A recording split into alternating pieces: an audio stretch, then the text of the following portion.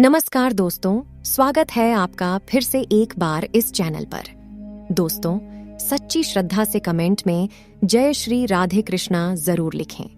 दोस्तों, वर्तमान समय में हम जिस युग में जी रहे हैं उसे कलयुग कहा गया है। चारों युगों में कलयुग को सबसे श्रापित युग माना जाता है। धर्मशास्त्रों में भी इस बात का वर्णन है कि जब कलयुग अपने चरम पर पहुंचेगा तब इस धरती से धर्म का नाश हो जाएगा और उस समय भगवान विष्णु कल की अवतार के रूप में इस धरती पर अवतरित होकर कलयुग का अंत करेंगे और पुनः धर्म युग की स्थापना करेंगे।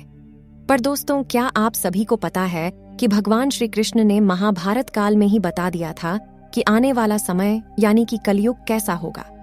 इतना ही नहीं, भगवान श्री कृष्ण ने कलयुग के 5 कड़वे सत्य भी बताए थे जो आज देखने को मिल रहे हैं। वह कौन से हैं 5 कड़वे सत्य? दोस्तों, यदि आप भी जानना चाहते हैं तो इस वीडियो के अंत तक बने रहिएगा। दोस्तों, महाभारत काल में जब पांडव युद्ध क्रीड़ा में अपना सब कुछ गंवा देते हैं तब उन्हें बनवास जाना पड़ता है। बनवास जाने से पहले भगवान श्री कृष्ण से मिलते हैं और कहते हैं, हे भगवान, युद्ध क्रीड़ा में सब कुछ गवा देने के बाद हम 5 भाई द्रौपदी के साथ वनवास जा रहे हैं। लेकिन जाने से पहले हम यह जानना चाहते हैं कि आने वाला युग यानी कल युग कैसा होगा। उस समय के मनुष्य कैसे होंगे, लोगों के विचार कैसे होंगे और मोक्ष की प्राप्ति कैसे होगी। पांडवों के मुख से यह सारी बातें सुनकर भगवान श्री कृष्ण थोड़ी देर सोच विचार करते हैं और फिर पांडवों से कहते हैं, पहले आप सभी वन जाइए और वन में जो भी आपको जो कुछ भी दिखे वह आकर मुझे बताइए, तब मैं आप सभी को इन प्रश्नों का जवाब दूंगा। अब भगवान श्री कृष्ण के कहे अनुसार 5 भाई वन में चले गए और वन में जो कुछ भी उन्हें दिखाई दिया उसे देखकर वह हैरान हो गए। उन्हें अपनी आंखों पर विश्वास नहीं हो रहा था। कुछ समय बिताने के बाद वह सभी भगवान श्री कृष्ण के पास लौटते हैं, लेकिन इस बार पांडवों के मस्तक पर सिकंद था और वे किसी उलझन में पड़े नजर आ रहे थे। जब भगवान श्री कृष्ण ने उनकी ऐसी दशा देखी तो उनसे रहा नहीं गया और भगवान श्री कृष्ण ने कहा, आप सभी किस सोच विचार में मग्न हैं, हमें बताएं। अगर संभव होगा तो हम उसका समाधान अवश्य करेंगे। भगवान श्री कृष्ण के मुख से यह बात सुनकर पांडुपुत्र युधिष्ठिर ने हाथ जोड़कर उनसे कहा कि है माधव, हमारी शंका उन दृश्यों को लेकर है जो हमने वन में देखा। उनकी कल्पना हमने कभी सपने में भी नहीं की थी। तभी भगवान श्री कृष्ण कहते हैं कि आप सभी एक एक करके मुझे विस्तार से बताइए कि आपने वन में क्या देखा। इसमें सबसे पहले युधिष्ठिर कहते हैं, हे द्वारका नरेश, हम सभी 5 भाई वन में अलग अलग दिशाओं में भ्रमण के लिए निकल गए थे। जब मैं अकेला वन में भ्रमण कर रहा था तब मैंने 2 सूंड वाले हाथी को देखा। अब आप मेरी इस शंका को दूर कीजिए कि भला एक हाथी के 2 सूंड कैसे हो सकते हैं। अब अर्जुन की बारी होती है। अर्जुन बताते हैं कि उन्होंने एक ऐसे पक्षी को देखा जिसके पंखों पर वेद की रचनाएं लिखी हुई थीं और वह मुर्दे का मांस खा रहा था। अर्जुन के बाद भीम बताते हैं कि उन्होंने वन में एक ऐसी गाय को देखा जिसने अपने बछड़े को जन्म के बाद चाट रही थी कि उसके शरीर से खून आने लगता है। इसे देखकर मैं हैरान रह गया कि कोई मादा अपने बच्चों के साथ ऐसा कैसे कर सकती है। अब भगवान श्री कृष्ण सहदेव से पूछते हैं कि सहदेव, तुमने वन में क्या देखा? तो सहदेव ने कहा कि मैंने एक जगह बहुत से कुएं को देखा, जहां हैरानी की बात यह है कि आसपास के सभी कुएं में पानी था और बीच का कुआं खाली था। बीच का कुआं गहरा भी है लेकिन फिर भी उसमें पानी नहीं है। ऐसा कैसे संभव है? अब नकुल आगे बताते हैं कि वे जब वन में भ्रमण कर रहे थे तब उसने एक बड़ी चट्टान पर्वत से लुढ़कते हुए देखा। वह चट्टान कई बड़े वृक्षों और सैलाब से टकराती है लेकिन उसे कोई रोक नहीं पाता और अंत में एक छोटे से वृक्ष के स्पर्श से वह चट्टान रुक जाती है। तभी युधिष्ठिर भगवान श्री कृष्ण से कहते हैं कि हे वासुदेव, हम भाइयों ने जो भी वन में देखा उसका सारा विस्तार आपसे बता दिया।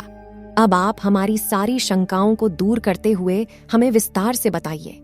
तब भगवान श्री कृष्ण युधिष्ठिर से कहते हैं कि धर्मराज, जैसा कि आपने बताया कि आप 2 सूंड वाले हाथी को देखकर हैरानी में पड़ गए हैं, लेकिन इसमें हैरानी की बात नहीं है, क्योंकि कलयुग में ऐसे व्यक्ति ही राज करेंगे जो बोलेंगे कुछ और करेंगे कुछ और, उनके मन में कुछ और, कर्म में कुछ और होगा। ये लोग शोषण करने का एक भी मौका हाथ से जाने नहीं देंगे। ये बस अपने ही हित की बात सोचेंगे। अब भगवान श्री कृष्ण अर्जुन से कहते हैं कि है पांडुपुत्र अर्जुन, तुमने वन में एक ऐसे पक्षी को देखा जिसके पंख पर वेद की रचनाएं लिखी हुई थीं और वह मुर्दे का मांस खा रहा था। इसका मतलब यह है कि कलयुग में ऐसे ही लोग होंगे जो कहने को तो विद्वान ज्ञानी पुरुष कहलाएंगे, किंतु इनका आचरण राक्षसी होगा। उनके मन में यही होगा कि जल्दी किसी की मृत्यु हो और उसकी संपत्ति के मालिक खुद बन जाएं। कलयुग में मनुष्य के लिए सबसे ऊपर धन और संपत्ति होगा और कुछ गिने चुने शख्स ही वास्तविक संत होंगे। इसके अलावा कलयुग में ज्यादातर इंसान अपनों को ही ठगकर आगे बढ़ने के विचार में होंगे।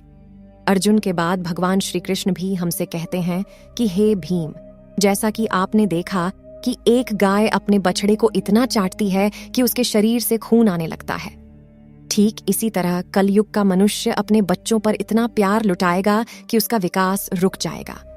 एक माता की ममता अपनी औलाद की मोह माया और संसार में इस तरह बांध कर रख देगी कि उसके बच्चे का जीवन नष्ट हो जाएगा।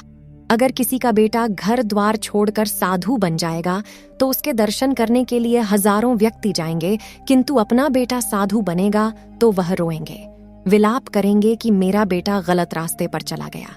दोस्तों, यह भगवान श्री कृष्ण जीवन की वास्तविकता को बताते हैं कि इंसान को यह समझना होगा कि तुम्हारे पुत्र तुम्हारे नहीं, तुम्हारी पत्नियों की अमानत हैं और पुत्रियां अपने पतियों, और तुम्हारा यह शरीर मृत्यु की और आत्मा परमात्मा की अमानत है।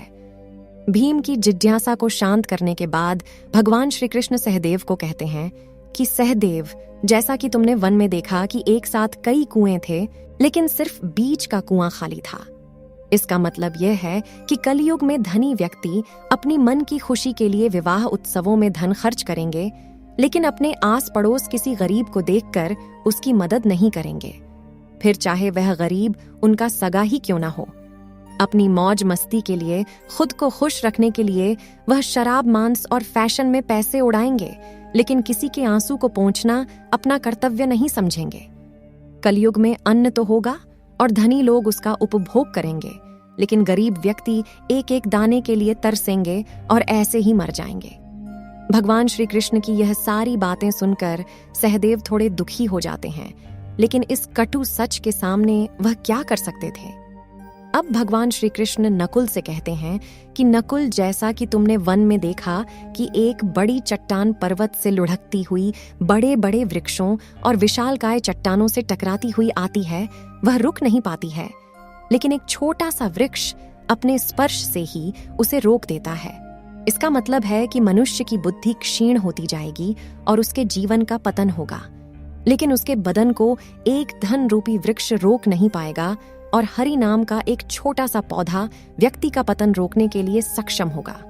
अतः कल युग में हरि नाम ही एक मोक्ष का मार्ग होगा।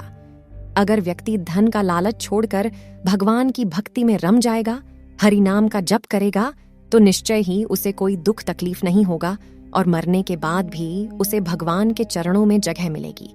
दोस्तों, अगर आप गौर करेंगे तो पाएंगे कि भगवान श्री कृष्ण द्वारा बताए गए ये 5 कड़वे सत्य इस कलयुग में नजर आ रहे हैं।